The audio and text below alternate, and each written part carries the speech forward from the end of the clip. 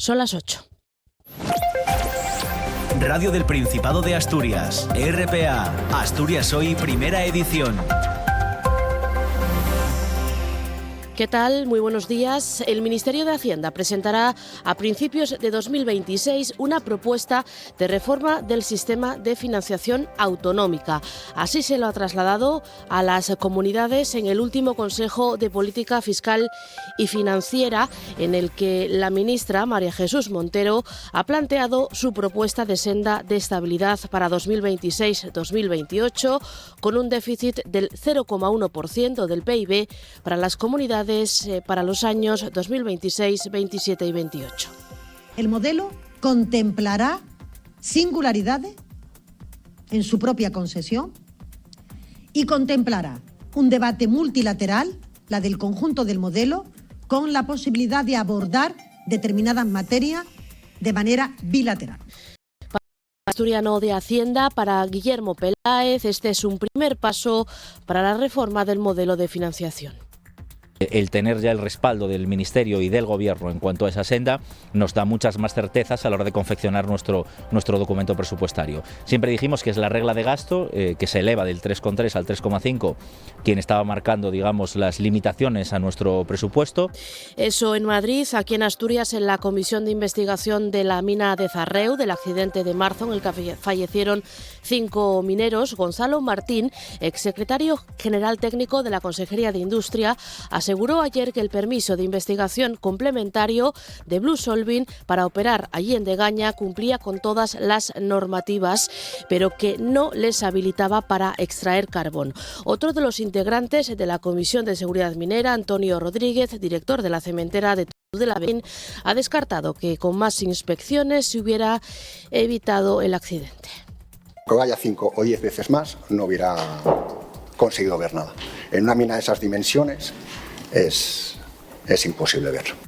Y el SESPA amplía una semana más la campaña de vacunación contra la gripe. Los puntos de vacunación estarán abiertos en 30 consultorios o centros de salud en todas las áreas sanitarias, y el horario será también por la tarde de 4 a 8 sin necesidad de pedir cita previa. El objetivo de la Consejería es aumentar la protección de los colectivos para los que se recomienda vacunarse, la población de 60 años o más y los residentes en centros sociosanitarios, también las embarazadas y los niños de entre 6 y 59 meses. Con esta portada arranca la primera edición de Asturias Hoy. Lo hace con Ángeles García y con Paula Rodríguez en labores de redacción y locución, también que les habla Elia Rivero, y con Simón Rupérez en la parte técnica. Arrancamos con los siguientes titulares. Asturias Hoy. El Principado extiende el saneamiento a toda la cabaña ganadera. Una medida que supondrá una inversión de más de 6,6 millones de euros. Hasta ahora el saneamiento completo se efectuaba a lo largo de 3 años, pero ahora se pondrá a completar en un solo ejercicio los programas sanitarios que establece la Unión Europea para el ganado bovino, ovino, caprino y porcino. Adrián Barbón, el presidente del Principado, dice que la meta es preservar el estatus sanitario de la cabaña asturiana. Sabemos que la calidad alimenticia, ¿no?, la soberanía alimentaria es una de las cuestiones más importantes. Este es un gobierno que se compromete con hechos con el medio rural asturiano, con el sector primario. No lo hacemos de boquilla, de palabras, sino lo hacemos con hechos. Un saneamiento total de la cabaña ganadera frente a las peticiones de otros grupos que, bueno, ya sabemos lo que puede suponer, pueden poner en riesgo esa seguridad. Y el acusado de prender fuego al Naranco acepta 8 años de cárcel. Es la mayor condena impuesta en Asturias por un delito de incendio forestal. El acuerdo entre las partes ha hecho innecesaria la vista oral en la audiencia provincial. Asume su culpabilidad y acepta además someterse a un tratamiento médico adecuado a sus patologías. Arantxa Francesena es su abogada. Ha llegado a un acuerdo con el Ministerio Público y el resto de acusaciones particulares, 8 años de prisión. 5 años de tratamiento médico adecuado por la patología que padece mi representado, y luego una multa de 8 meses a 8 euros. Y Mazón sostiene que activar la alerta no entraba dentro de sus competencias y que no escuchó las llamadas de su consejera de emergencias porque seguramente tenía el móvil en la mochila. En la Comisión de Investigación sobre la DANA en el Congreso no ha aclarado por qué no se puso al frente de la emergencia. Asegura que actuó ante la catástrofe con la información de la que disponía y asegura que nada habría cambiado si él hubiera estado en el CECOPI, en el Centro de Emergencias. Uno de los momentos más tensos fue la intervención del portavoz de Esquerra Republicana, Gabriel Rufián, en ese careo con Mazón. Yo no era el que tenía que activar la alerta. Pero usted sí que podría. Yo tampoco. ¿Cómo que no? No. ¿Pero qué me está diciendo? Yo no. Usted es un inútil. Usted es un mentiroso. Gracias, usted es un incapaz. señor Rufián. Usted es un miserable. Silencio. Usted es un homicida. Y minuto de silencio por María Pilar en Alpedrete. Es la última víctima de la violencia machista en España, la número 38 en lo que llevamos de año, y este mediodía se la recordará en la localidad madrileña en la que su marido le asestó el sábado 50 puñaladas. Tras negar que fuese violencia de género y asegurar que después del asesinato, que quería mucho a su mujer y que matarla fue una mala decisión, el alcalde de Alpedrete del Partido Popular tuvo ayer que rectificar mientras crecen las voces que piden su dimisión. El tráfico. Información de las carreteras cuando son las 8 y 6 de la mañana, de la mano como siempre de la DGT. Buenos días. Muy buenos días, ¿qué tal? En este momento van a encontrar dificultades en el acceso a Oviedo, como es habitual en el entorno de Villamejil, ya por la AS2 y también por la O14. Además, precaución si circulan por la A66 en el entorno de Coyoto, ya que van a encontrar hasta 1 kilómetro de tráfico lento en dirección a Gijón. Por lo demás, afortunadamente, tranquilidad hasta ahora en el resto de las carreteras, pero como siempre les pedimos mucha precaución al volante durante la mañana. Gracias, Avilés. Gracias, DGT. Vamos ahora a las principales ciudades de Asturias. Empezamos por Oviedo. Policía local, buenos días. Hola, buenos días. ¿Qué tal por ahí a estas horas? Bueno, pues tenemos algo de retención en Saedemer y Pepe Cosmen y algo de Ernesto Winter Blanco, y lo demás circula con fluidez. Gracias, Oviedo. No tenemos conexión con Gijón, por lo tanto nos vamos directamente a Avilés. Policía local, buenos días. Hola, buenos días. ¿Qué tal por allí? ¿Cómo amanecéis? Tráfico fluido a estas horas. Gracias, Avilés. Vamos con el tiempo. El tiempo. Previsión para las próximas horas que nos acerca Cecilia Crespo. ¿Qué tal? Buenos días. Buenos días, Elia. Hoy hemos vuelto a tener precipitaciones durante la madrugada y la cota de nieve se ha situado en el entorno de los 1.500 metros. Durante el día no se descarta la aparición de algunas lloviznas hacia los litorales, aunque hoy podremos ver también amplios claros durante las horas centrales. Aún así, las nubes ganarán posiciones de cara a la segunda mitad del día. Hoy las temperaturas vuelven a bajar y perderemos entre 1 y hasta 2 grados. Las temperaturas mínimas las alcanzaremos al final de la jornada. Asturias al día.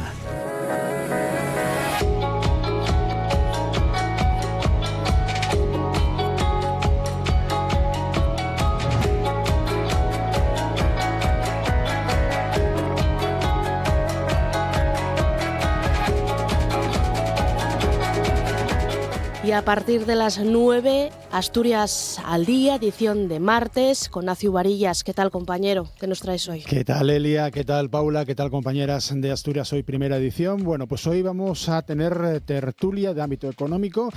Nuestros invitados serán el economista Hipólito Álvarez, el exsecretario general de Comisiones Obreras en Asturias, actualmente presidente de la Asociación de Vecinos de los Barreros, en el concello de Viana, Alberto Rubio, y también el secretario de Organización de UGT en Asturias, Abel Suárez. Vamos a hablar sobre el Consejo de Política Fiscal y Financiera que se celebraba ayer, sobre la incidencia que las decisiones que se adoptaron en el mismo puedan tener en el presupuesto asturiano. También sobre el peaje del Huerna, sobre el último estudio que encargaba Somos Asturias a 2 profesores de la Universidad de A Coruña, que explican que el rescate del peaje no sería tan caro por lo menos es lo que dicen estos dos expertos, como asegura Aucalsa, la concesionaria de esa autopista AP66. En la segunda parte tendremos a Rosa Mercedes Martín Jordán. Es la responsable de La Maleta Viajera. Es una iniciativa que acaba de ser reconocida con el premio al mejor proyecto empresarial senior, es decir, para mayores de 55 años. Y en la tercera parte, Lluís Miñarro, que acaba de estrenar en el Festival Internacional de Cine de Sisión su último largometraje, Emergency Exit, por cierto, la última película de Marisa Paredes, fallecida en 2024. Gracias, Nacio, quedamos pendientes y buen día.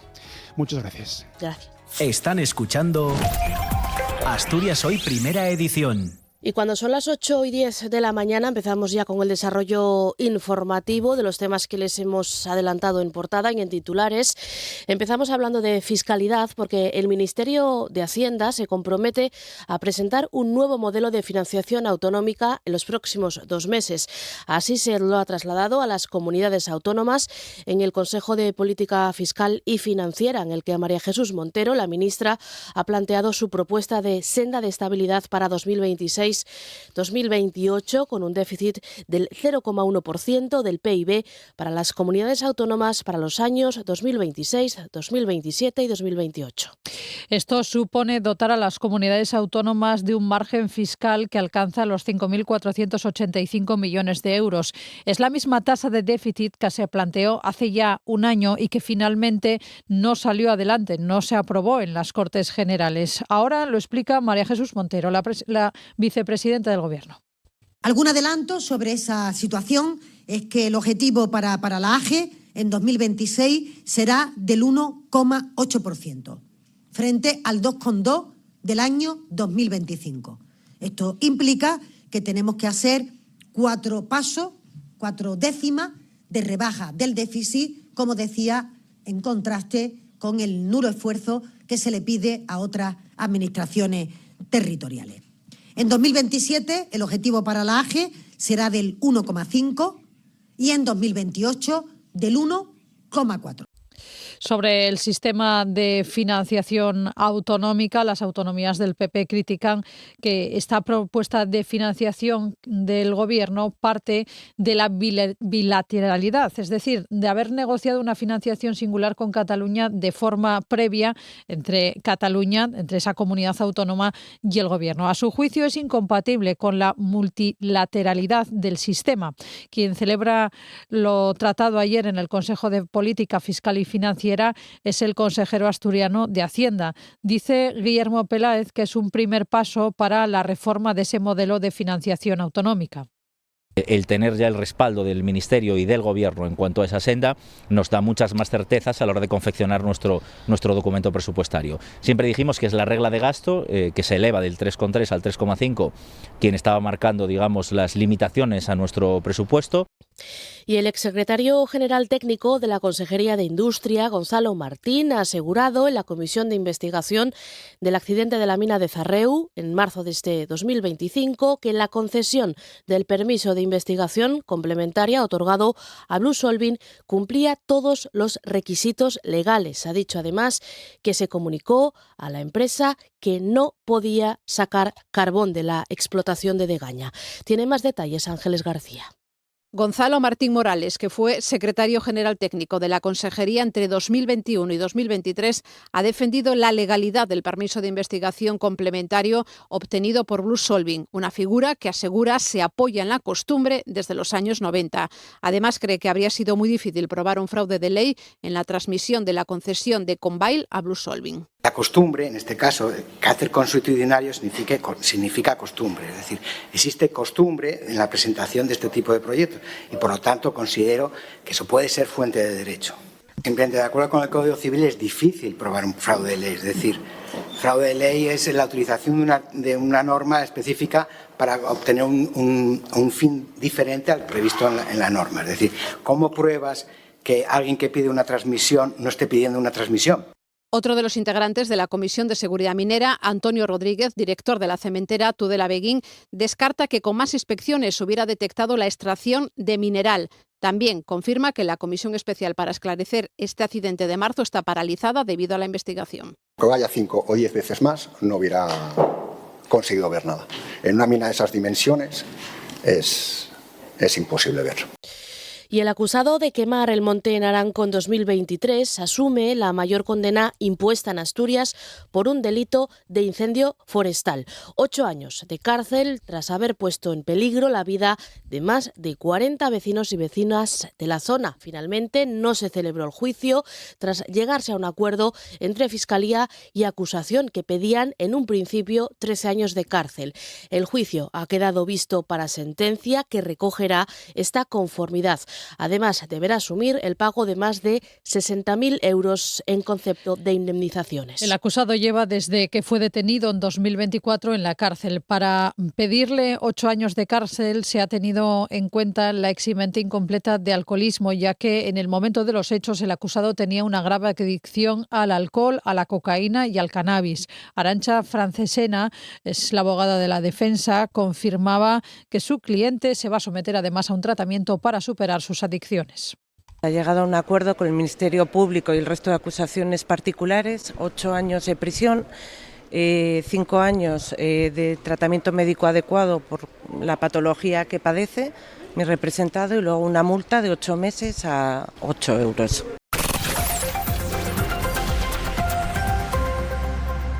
Y son ya a las 8:15, y se lo avanzábamos en la portada de este informativo de este Asturias Hoy Primera Edición. El SESPA amplía una semana más la campaña de vacunación contra la gripe. Los puntos para inmunizarse estarán abiertos en 30 consultorios o centros de salud de todas las áreas sanitarias en horario de tarde, de 4 a 8, y no será necesario pedir cita previa.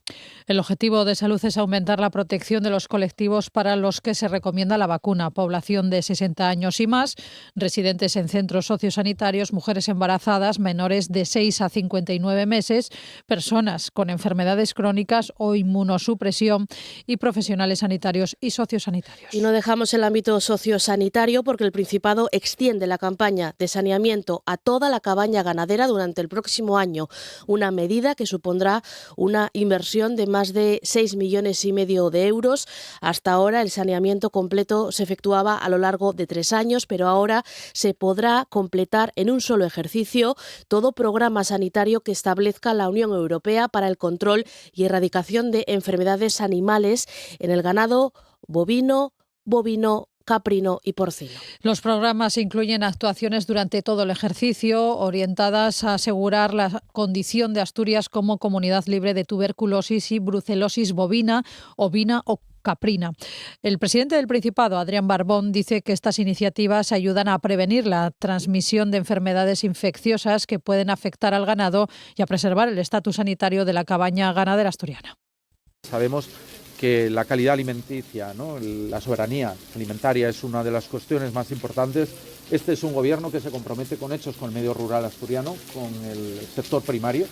No lo hacemos de boquilla, de palabras, sino lo hacemos con hechos. Un saneamiento total de la cabaña ganadera frente a las peticiones de otros grupos que, bueno, ya sabemos lo que puede suponer, pueden poner en riesgo esa seguridad. Y hablamos ahora de recursos naturales porque las lluvias caídas en los últimos días en Asturias son insuficientes para mejorar los niveles de las principales reservas de agua. Desde el Centro Universitario de Investigación y Desarrollo del Agua, CUIDA, aseguran que los embalses asturianos continúan por debajo de la media habitual para esta época del año. A pesar de que la precipitación total acumulada en un año puede ser similar a la de décadas pasadas, los últimos ejercicios hidrológicos ratifican la tendencia. Las precipitaciones son ahora más intensas y concentradas. El subdirector del Centro Universitario de Investigación y Desarrollo del Agua, de CUIDA, de la Universidad de Oviedo, Rodolfo Espina, explica que este cambio en la manera en la que se producen las precipitaciones provoca un mayor riesgo de inundaciones repentinas y problemas en las infraestructuras de gestión del agua. La cantidad de lo que llueve a lo largo del año no sufre una variación tan significativa como sí lo hace la cantidad de días que llueve. Esa reducción de días lluviosos implica que las precipitaciones sean más caudalosas e intensas. Tiene como consecuencia directa afecciones a infraestructuras, por ejemplo, superando su capacidad de diseño, colectores de saneamiento, veíamos las inundaciones de Avilés, riesgo de inundación y además una dificultad añadida a la hora de almacenar ese agua. Según este experto, lo ideal es que llueva de manera moderada a lo largo de todo el año sin asistir a periodos prolongados de sequía. Y recuerda que la falta de lluvias durante el otoño están generando que las reservas de los embalses y pantanos en Asturias continúen por debajo de lo que es habitual para esta época del año. Se desea una lluvia más repartida durante más días para intentar optimizar el proceso de almacenamiento. De todas maneras, confiemos en que lo caído en las últimas horas sirva para variar un poquito la tendencia, aunque parece ser que el grueso de las precipitaciones se ha registrado en la costa, por lo que me temo que su impacto en los índices de reservas será más o menos testimonial. Actualmente tenemos los embalses al 55%, y si lo comparamos con el año pasado, a estas alturas del año teníamos un 70%, y si nos vamos ya a analizar la última década, nos encontramos 10 puntos por debajo de lo que es habitual. Y mientras Avilés se recupera la normalidad después de las fuertes lluvias que se registraron en la noche del domingo, se registraron 120 litros de precipitaciones por metro cuadrado en apenas 8 horas. Fue una inundación sin precedentes desde la última ocurrida en septiembre de 2021. Algunos negocios de la zona del Quirinal han tenido que cerrar de forma temporal para recuperarse y poner a punto tras los desperfectos. Se da cuenta de cómo evoluciona todo el concejal de Urbanismo, Manuel Campa. Había 3 puntos especialmente conflictivos, que son los que coinciden con las partes más bajas de los cauces de los ríos, del Tuluergo, del San Martín y del río Raíces, que coincide con la zona de cristalería, Jardín de Cantos. Los comercios que se han visto afectados pues están haciendo su evaluación de daños, hablando con los seguros. Asturias Hoy, primera edición. Noticias. Y hablamos de educación porque el Sindicato de Enseñanza de Comisiones Obreras en Asturias denuncia, lo ha hecho públicamente, las graves deficiencias y el incumplimiento de las condiciones de seguridad y salud laboral que están sufriendo docentes y alumnado del Colegio Público de Montevil, en Gijón. Entre las causas, las obras de construcción de la nueva escuela infantil de 0 a 3 años que afectan directamente al funcionamiento diario del segundo ciclo en parte del edificio de Montevil, donde se están ejecutando los trabajos. Para Comisiones Obreras, las condiciones actuales son inaceptables. El ruido excesivo y permanente se mantiene durante toda la mañana, dificultando la actividad docente, y se han detectado graves problemas de salubridad y logística. El profesorado carece de baños adecuados, teniendo que reducir a un aseo portátil instalado en el patio que se limpia cada 15 días. A esto se suman problemas de suministro de electricidad en una parte del edificio y la presencia de polvo constante en el vallado donde el alumnado hace el recreo. Comisiones Obreras reitera su firme exigencia de que se cumplan las condiciones adecuadas para el trabajo y el estudio en el Colegio Público Montevil y que se clarifique de inmediato el calendario y el alcance de los proyectos futuros. Y seguimos hablando de infraestructuras educativas porque Educación, la Consejería, ha cerrado de forma temporal la Escuela Rural de Zurea, en Lena, trasladando a sus 8 alumnos al CRA de Campomanes, del que depende. Lo hace después de que el viernes cayesen varias tejas. Las familias que iniciaban este lunes una huelga ayer exigen a la Consejería una reparación integral. Hoy, a las puertas del centro de Campomanes, se ha convocado a mediodía a las 12:30 una concentración de protesta. Tiene más detalles Ángeles García. El detonante ha sido la caída de tejas al patio en horario lectivo el pasado viernes, por lo que las familias que llevan años advirtiendo de la situación del centro decidieron no llevar más a sus hijos a clase. La medida de presión ha dado sus frutos con la visita de los técnicos. Educación ha decidido cerrar temporalmente la escuela y reubicar provisionalmente a los 8 alumnos. Mientras se busca junto al ayuntamiento otro espacio en Zurea, las familias desconfían y esperan que esto no sea un cierre definitivo. Aida Álvarez y Leticia González tienen a sus hijos en esta escuela. El viernes, justo al entrar a los nenos al colegio, cayeron las tejas del tejado. Se acabó porque ya teníamos mucho miedo por los nenos porque están cayendo tejas y la escuela está fatal, muy muy mal. Llevamos muchos años peleando para que la arreglen y aquí no se hace absolutamente nada. Tenemos miedo que si bajamos los nenos a Campomanes durante un periodo de tiempo no vuelvan a subir a dar clase aquí y eso, bajo ningún concepto lo queremos. Educación tiene adjudicadas obras de cimentación que comenzarán previsiblemente a finales de este año. No obstante, el centro precisa de una actuación integral. Con la redacción y ejecución de otro proyecto para la cubierta, ambas obras podrían prolongarse medio año. Alejandro Collantes es el director del colegio Lena de Campomanes y Gemma Álvarez es la alcaldesa de Lena. Con la condición que tenemos tanto el equipo directivo como las familias de tener un compromiso por escrito en el que se manifieste que esto no va a ser en ninguno de los casos de forma permanente o prolongado en el tiempo. Nosotros llevamos llevando mantenimiento muchos años y llevamos advirtiendo a la consejería que eso no sirve ya. Hay todo el tejado uralita puesto encima de la teja y es un peligro. No encontramos ningún operario que nos quiera subir al tejado ni ninguna empresa que nos lo quiera hacer porque evidentemente es un cambio de techumbre completa.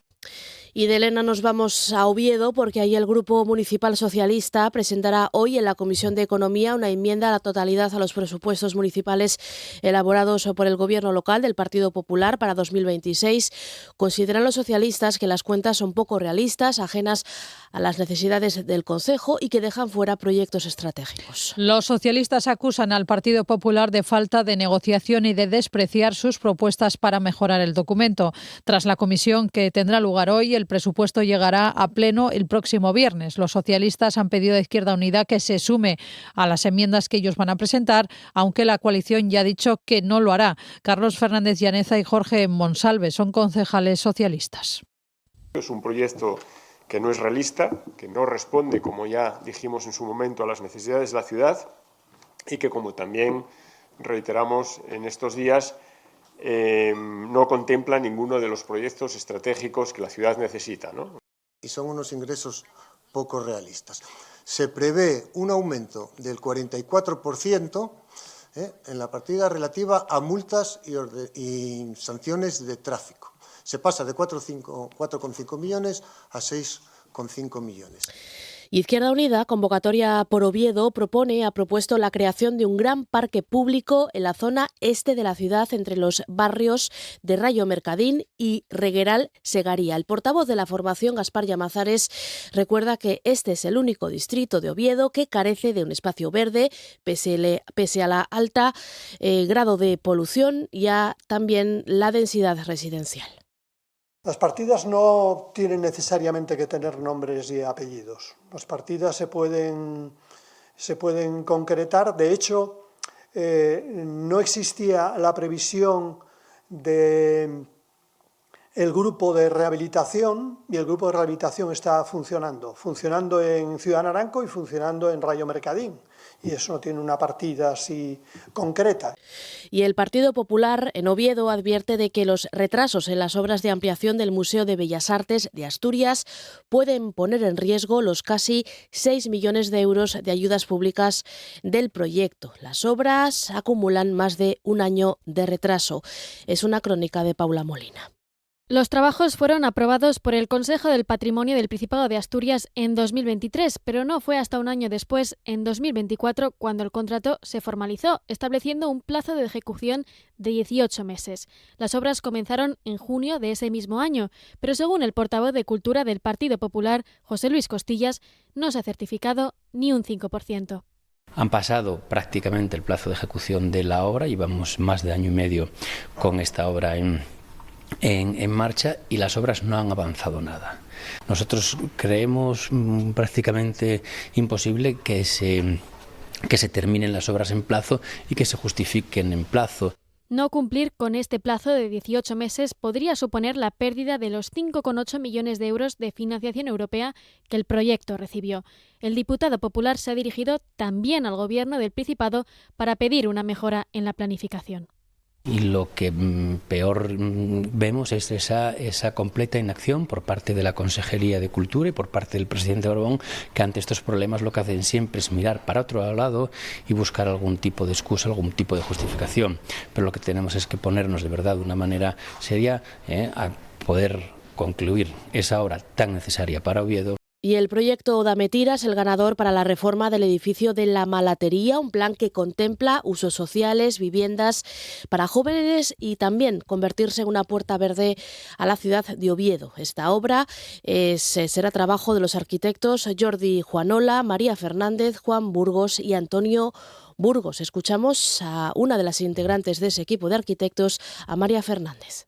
El proyecto Dametira, en Oviedo, nace de la comprensión de la malatería, no solo como un edificio de gran valor arquitectónico y paisajístico en todas sus escalas, sino también como un edificio de gran valor social. Apostamos por una arquitectura bioclimática que se integra con el edificio y que, por fin, pone en valor la historia de la malatería en Oviedo.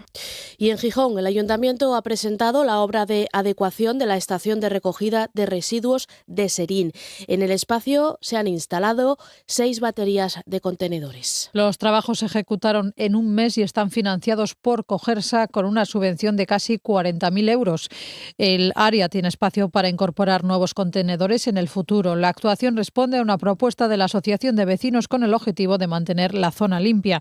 José Luis Fernández es el presidente de la Asociación Vecinal San Miguel de Serín. Como desaparece la basura así de un día para otro, pues pensamos que la basura no va a ningún lado. Bueno, y si está curioso, mejor. Y de esa manera igual conseguimos que los vecinos o los que van a tirar la basura aquí, pues que tengan un poquitín más de cuidado y que estén las cosas un poco más limpias, que hay que mirar un poco por el polvo. Y en Oviedo ya se puede presentar la solicitud para acceder a uno de los bonos taxi que ha puesto en marcha el Ayuntamiento, destinados a personas con discapacidad o movilidad reducida. Contempla una ayuda de hasta 300 euros. Está dirigido a personas con discapacidad igual o superior al 33% y permitirá financiar los desplazamientos en taxi realizados entre noviembre y el 30 de junio de 2026. Los beneficiarios tienen 10 días desde ayer para solicitar esas ayudas de hasta 300 euros. El gremio de taxistas valora la medida de manera positiva. Isaac Menéndez es el presidente de la cooperativa Radio Taxi Gijón. Hace 1 año y medio tuvimos una reunión, ¿vale?, en el ayuntamiento y nos hablaron de este bono taxi, si podíamos contar con nosotros y bueno, por fin se hizo realidad para los usuarios, también un beneficio para ellos y para el sector del taxi, ¿no? Y entre las 9 de la mañana y la 1 de la tarde, el puente de la Nacional 632 en Ribadesella estará totalmente cortado para que el Ministerio de Transportes prosiga con los trabajos de rehabilitación. El corte se repetirá el jueves 20 de noviembre. Sí, lo que toca estos días es proceder con los trabajos de hormigonado. Durante la ejecución de estos trabajos se permitirá el paso peatonal sobre el tablero del puente y el paso a las emergencias. Los trabajos contemplan una inversión de 7,7 millones de euros. El itinerario alternativo previsto durante estos días, hoy y el jueves, de entre las 9 de la mañana y la 1, será la autovía A8 entre los enlaces de Llobio y Pandobones. Para el resto de días se mantiene el corte del carril con tráfico alternativo en ambos sentidos, ininterrumpido de lunes a domingo, regulado por semáforos. Asturias Hoy, primera edición. Noticias.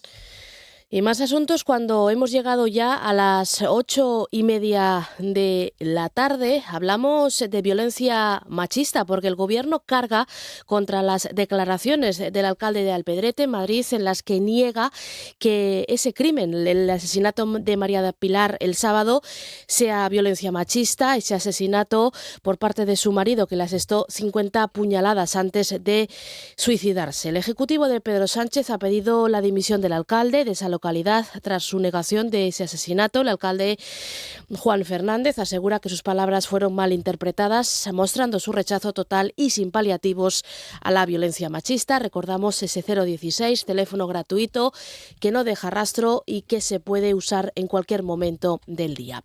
Y precisamente entender cómo se manifiesta la violencia machista desde las primeras etapas de la vida afectiva es la idea principal de la tercera jornada juvenil contra la violencia de género que se celebra en Avilés desde hoy hasta el 25 de noviembre, Día contra los Crímenes Machistas. Será en el espacio joven del edificio Fuero, donde menores de 30 años participarán en talleres creativos, digitales y formativos para aprender a detectar la violencia contra las mujeres. Nos da más detalles sobre la jornada Ángeles García. Lo que quieren es mostrarle a estos jóvenes cómo se manifiesta la violencia de género desde las primeras etapas de la vida afectiva, cómo hay actos que normalizamos y que, al parecernos cotidianos, perpetúan la desigualdad de género y que, aunque no siempre son evidentes, pueden causar daño. Esa es la intención que tiene Penélope Proenza, que es la coordinadora de estas jornadas. Tenéis que daros cuenta de lo que pasa al día a día. Porque es que no sois conscientes de lo que pasa al día a día y ya pasamos a cosas mayores. Trabajamos mucho lo normalizado. Al final el golpe se ve, es muy evidente. Eso se sabe. Los chavales saben que cuando hay un golpe, un empujón o un tal, eso no está bien. Pero lo que viene antes de todo eso... Quieren profundizar en la percepción que tienen estas personas jóvenes sobre la violencia de género y en las formas en que se manifiesta en su vida cotidiana. De esta forma, durante estos días van a participar en talleres, debates y actividades creativas para reflexionar, identificar, también para abordar la violencia desde una mirada crítica y también preventiva. Intentando que desarrollen un pensamiento crítico y bueno, que sean capaces ellos también de ser como promotores, ¿no? Un poco de donde ellos están sensibilizados y pueden ayudar a otras personas en estos temas, ¿no? De violencia de género y promoviendo la igualdad en su entorno, ¿vale? De amigos y eso. Al final es un poco darles herramientas, bueno, pues para que puedan identificar, reflexionar y bueno, desarrollar pensamiento crítico, ¿no? Respecto a esto. La programación arranca hoy con un taller de arte centrado en la creación de pancartas y eslóganes que se llevarán a la manifestación del próximo día 25 de noviembre. La sesión invita a expresar a través de imágenes y mensajes cómo perciben la violencia de género y qué reivindicaciones quieren visibilizar. Bueno, la idea es que sea de expresión visual contra la violencia de género. Y así elaboramos las pancartas que vamos a utilizar para el 25N. Un poco es desarrollo de eslóganes y, bueno, para poder llevarlas. Y así, bueno, lo que intentamos es que los participantes expresen sus sentimientos y pensamientos sobre la violencia de género, ¿no? A través de, lo que te digo, el arte, ¿no? Como una herramienta de denuncia social. El viernes las actividades se trasladan al ámbito digital. El sábado se va a dedicar a intentar aprender cómo detectar y actuar ante señales tempranas de violencia de género. Y la jornada concluirá el martes, día 25, cuando las y los participantes acudan juntos a la manifestación del 25N en Avilés. RPA, Asturias Hoy, primera edición. Bueno, y cuando son las 9:25 de la mañana, hablamos ahora del derecho a la muerte digna, porque la asociación Derecho a Morir Dignamente acaba de celebrar en Oviedo una mesa redonda titulada 40 años de lucha por el derecho a una muerte digna, retos actuales. Un encuentro para analizar los avances, evaluar la puesta en marcha de la ley y proponer nuevos retos en el desarrollo de normativas centradas en los derechos en el proceso al final de la vida. La mesa, y hoy con nosotros en RPA hoy está con nosotros Logan Archeguiet, presidenta de la Asociación Federal Derecho a Morir Dignamente en España. ¿Qué tal? Buenos días. Hola, buenos días. Bueno, espero haber pronunciado bien su nombre, Logan. Desde que se aprobó la ley hasta finales de 2024 hay 2.475 solicitudes registradas, porque hay muchas que se pierden antes de llegar al médico responsable. ¿Cuál es la situación? Bueno, afirmarle de forma tan tajante es difícil porque no tenemos datos fiables sobre esto. Lo que sabemos es que las solicitudes que conocemos son las que se registran, es decir, las que tienen un informe ya del médico responsable. Por las noticias, por lo que nos llega, los casos que nos llegan a la asociación y por artículos publicados en prensa, sí sabemos que hay solicitudes que se pierden. Es imposible cuantificar cómo. Lo único que puedo decir es que si comparamos lo que hice ayer en el acto, si comparamos el desarrollo de las leyes en su aplicación en diferentes países similares, como son el nuestro, y por otro lado Bélgica o Países Bajos o Canadá, aquí el desarrollo es muy lento y hay muy pocas solicitudes. Y hay muy poca eutanasia todavía. Estamos en una tasa muy baja. Precisamente le iba a preguntar sobre esto. ¿En qué países de nuestro entorno este derecho está implementado de manera más sólida para cubrir a las personas que deciden optar por esta vía? Hay países que son pioneros, que son Países Bajos y Bélgica, pero ellos tienen ley desde el 2002, o sea que ha tenido mucho tiempo de consolidarse. Canadá tiene una ley más reciente que es del 2015, no, del 2016, perdón, pero allí ha evolucionado muy rápido, seguramente por la manera cómo se ha ido preparando la votación, por el tiempo de debate público que hubo antes entre los políticos y las poblaciones. Eso ha hecho que la población está como más madura, ¿no? Y que ha habido un trabajo de información hacia la población mucho más serio que el que se ha hecho aquí. Es una de las cosas que reprochamos. No se informa suficientemente a la población sobre sus derechos al final de la vida, y es la tarea que asumimos como asociación. De hecho, en algunas entrevistas ha dicho usted que persiste en España ese tabú sobre la muerte, ese miedo a hablar libremente de este derecho, de esta opción de morir de forma digna cuando la persona lo decide por un padecimiento extremo, por otra circunstancia. Aquí no se habla tan libremente como en otros países. Bueno, hay que pensar, el país donde más libremente seguramente se habla es Países Bajos, pero ellos tienen ese diálogo desde los años 70 del siglo pasado. Es un debate que tienen abierto en la sociedad desde entonces. Nosotros llegamos a este debate en los años 90, fundamentalmente con el caso de Ramón Sampedro, ¿no? Que aparece en la prensa, que hace público su reivindicación de una ayuda a morir, para morir en condiciones apacibles y no violentas cuando él lo desee. Estos 20 años de diferencia son muy importantes para medir la manera de enfrentar la muerte. De todas formas, el tabú existe, es innegable, y yo creo que existe en todas las sociedades. Simplemente el hecho, por ejemplo, de tener ley de eutanasia permite hablar y enfrentar la muerte, el final de la vida y las decisiones al final de la vida de una forma más clara. Y aquí tenemos un instrumento para hacerlo que desde 2002 es vinculante, que es el testamento vital. El testamento vital es un documento que te permite ir plasmando, para cuando no seas capaz tú de expresarte, cómo quieres que te atiendan al final de la vida. Yo creo que es el documento fundamental para fomentar la reflexión sobre el final de la vida. No sé si desde la asociación tienen constancia de que cada vez más personas, y a lo mejor a edades más tempranas, no necesariamente hay que superar determinada barrera de edad para hacer un testamento vital, para dejar por escrito cómo queremos que se aborde nuestra situación médica. Sí, parece ser que hay cada vez más interés.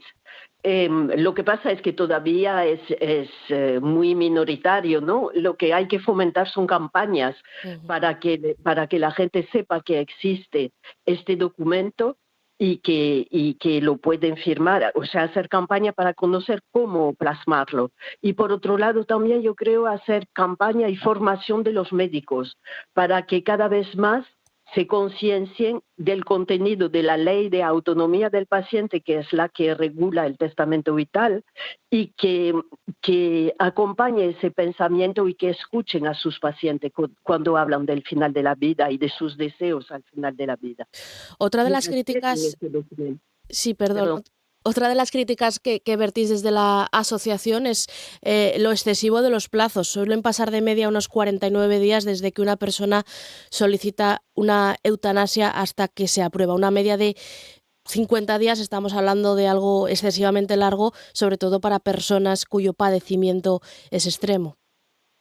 Claro, el padecimiento es extremo y también hay personas al final de la vida. Es decir, por ejemplo, el problema de esta ley es que hay un cuarto de las personas que solicitan la eutanasia que mueren, que fallecen antes de terminar la tramitación.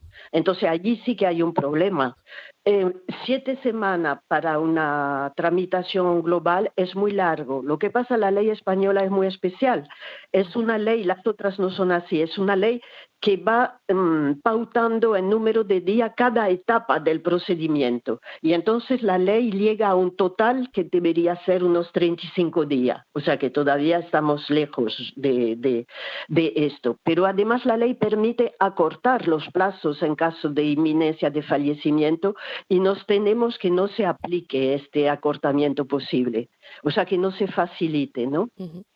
No sé si ayer en la mesa de debate se abordó esa criticada desigualdad entre territorios, esa necesidad de que haya un protocolo unificado entre las comunidades. Imagino que ayer se habló también de este asunto en Oviedo. Sí, efectivamente yo abordé el tema y con las cifras, ¿no? Y con una visualización de esto en una curva, donde se ve que en Euskadi si hay está alrededor de 2 por 1000 eutanasia, por 1000 fallecimientos, y en Ceuta y Melilla hay 0. Entonces se ve esa diferencia entre las comunidades. Sí, es uno de los problemas, porque eso significa que según el territorio donde vive una persona, tiene una posibilidad de acceso a ese derecho diferente. Se crea desigualdades muy importantes. Y desde la asociación habláis también de la necesidad de introducir en el debate social ese tema de la autodeterminación al final de la vida como un derecho humano sin condicionante clínico. ¿A qué os referís exactamente con eliminar de la ecuación el condicionante clínico, Logan? El condicionante clínico es que la decisión, el determinar si vas a poder morir ayudado, lo tienen los médicos. Son ellos que evalúan al paciente para ver si tienen condiciones conforme a la ley para acceder a la prestación. Entiendo que esto... perdón, que teníamos mala conexión y te perdía, perdón. Coméntame, sí. Sí. Vale. Entonces, simplemente que la ley que tenemos es una ley de ayuda médica para morir. Hay que pasar por la evaluación de 2 médicos y de una comisión de garantía y evaluación para poder acceder a la prestación. Por ejemplo, en Países Bajos ahora hay una propuesta de ley que se llama Ley de Vida Cumplida, que permitiría a las personas mayores de 75 años, si tienen deseo de morir, es decir, si han llegado en un momento en que piensan que su vida ya ha perdido significación para ellos, que su biografía está completa, entonces podrían solicitar la ayuda para morir. Y para eso no pasarían por un control médico, sino que tendrían 2 entrevistas con asesores especialmente formados, que podrían ser trabajadores sociales, que podrían ser psicólogos, por ejemplo, que simplemente van a averiguar que la persona toma esa decisión por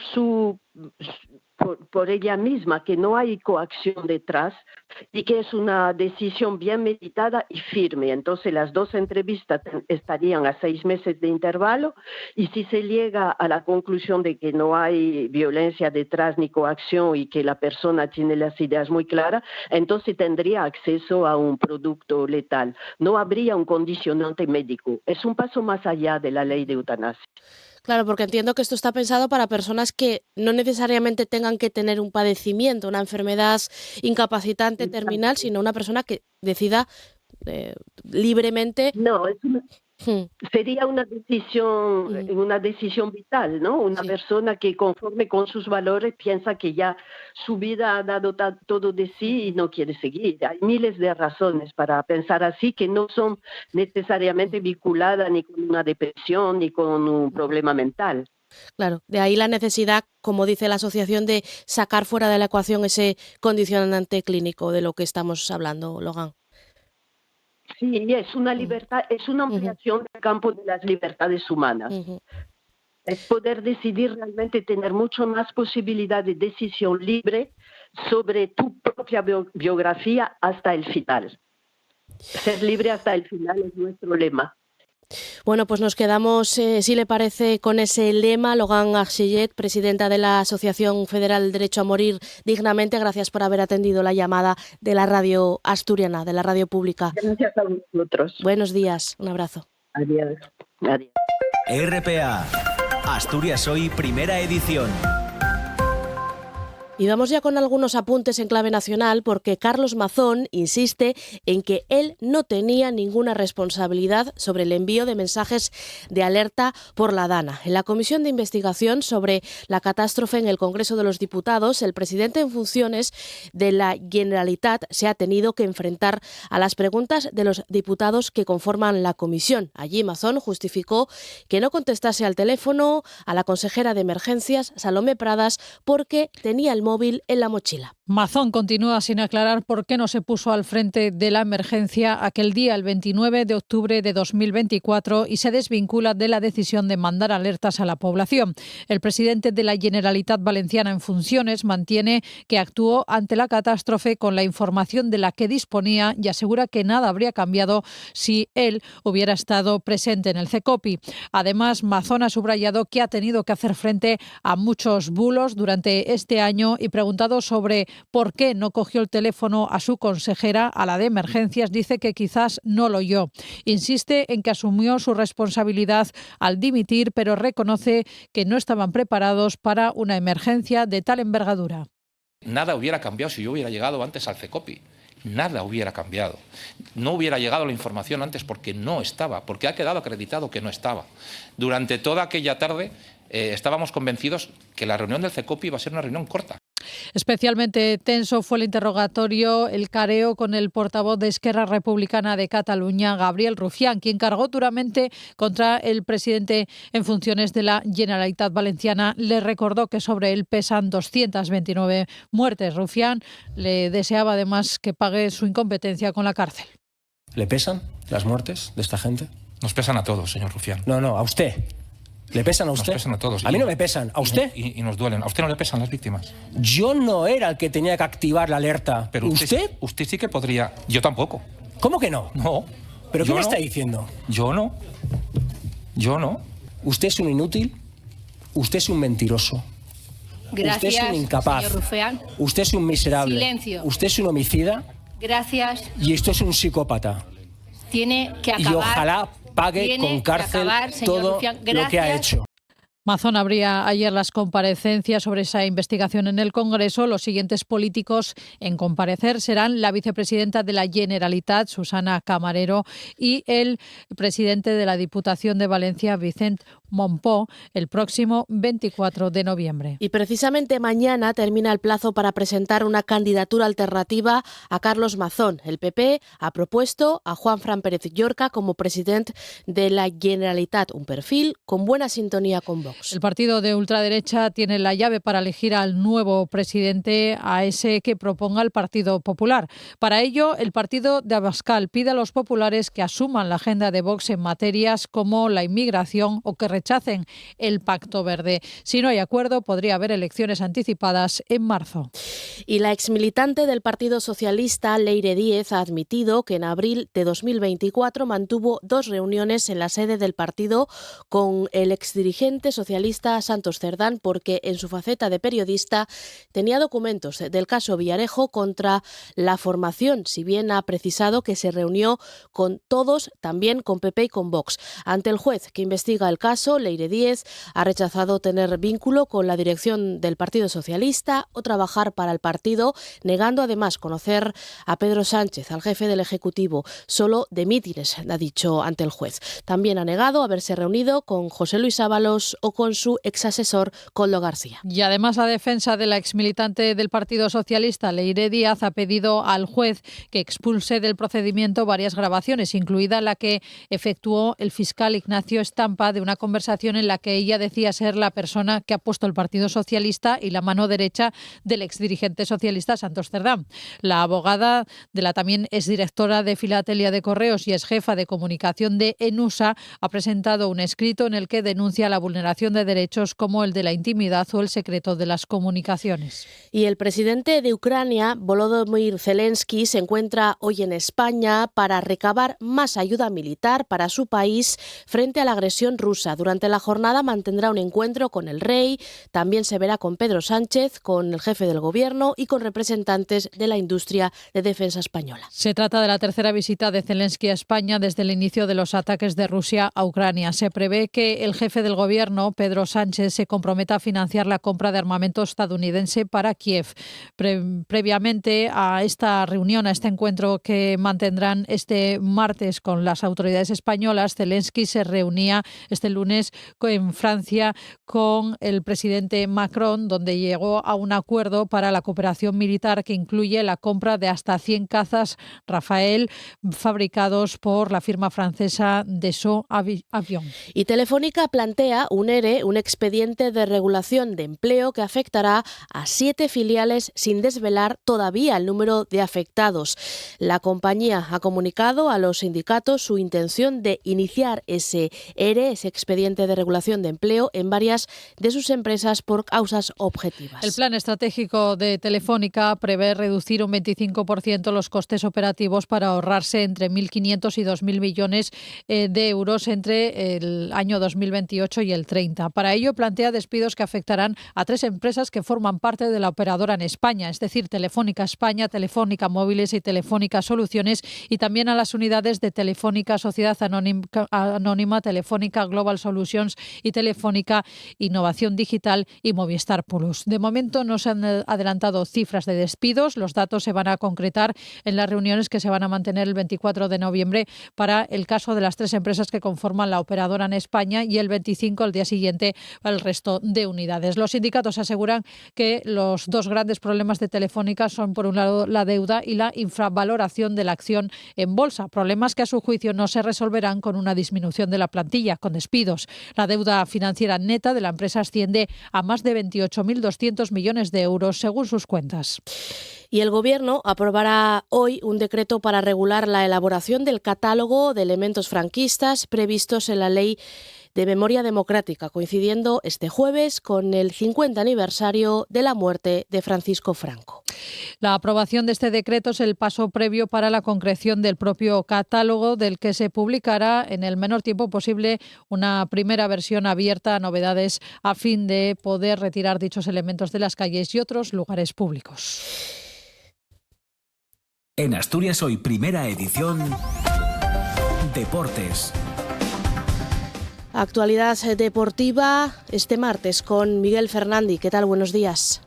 ¿Qué tal? Buenos días. Tras 3 días de descanso, la plantilla del Real Oviedo vuelve esta mañana al trabajo en el Requesión para empezar a preparar el choque del domingo a las 2 ante el Rayo Vallecano en el Carlos Tartiere. Luis Carrión espera por el concurso de Santi Cazorla. Tiene la duda de Ovie y Aria y en principio está descartado Josip Brécalo. Los azules necesitan una victoria, algo que aún no han conseguido desde la llegada del técnico barcelonés.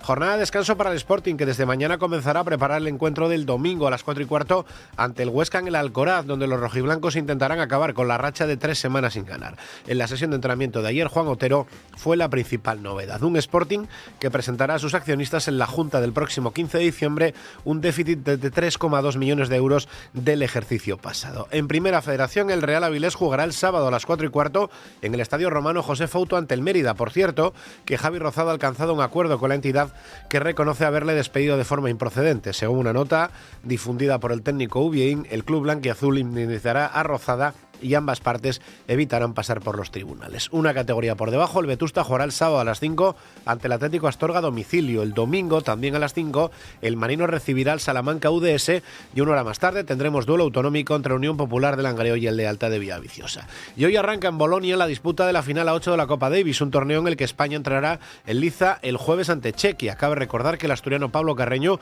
forma parte de un equipo en el que también están Jaume Munar, Marcel Granollers y Pedro Martínez. Estos jugadores ya están desde el sábado en Italia, donde se espera la llegada de Carlos Alcaraz. Ha llegado en las últimas horas.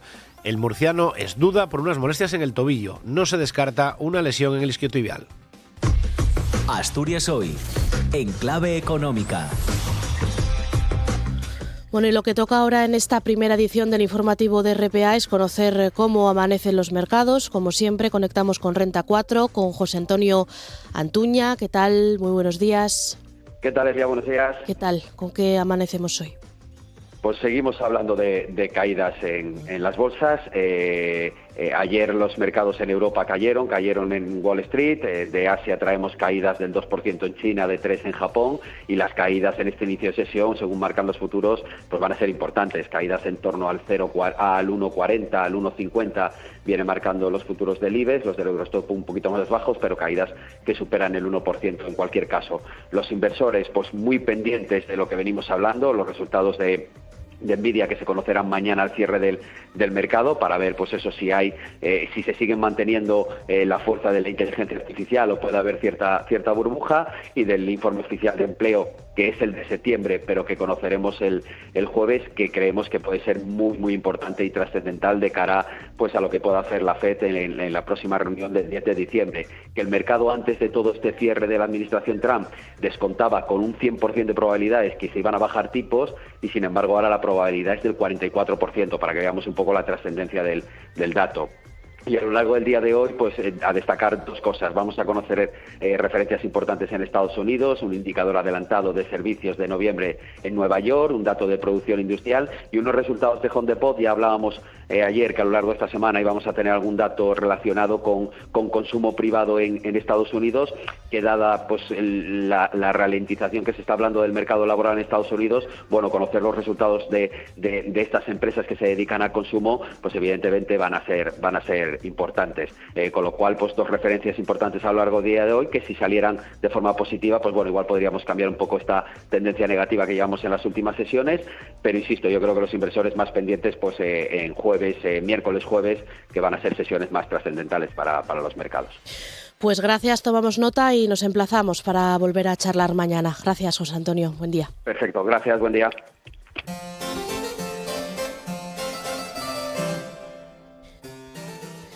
Y hoy nos vamos con la música de forma antigua, porque su proyecto de Sopitu ha superado las 100.000 reproducciones en plataformas y las 60.000 visualizaciones en redes sociales. Nos vamos con la música del conjunto barroco de los hermanos Aarón, Daniel y Pablo Zapico, despidiéndonos hasta mañana. Gracias, buen día.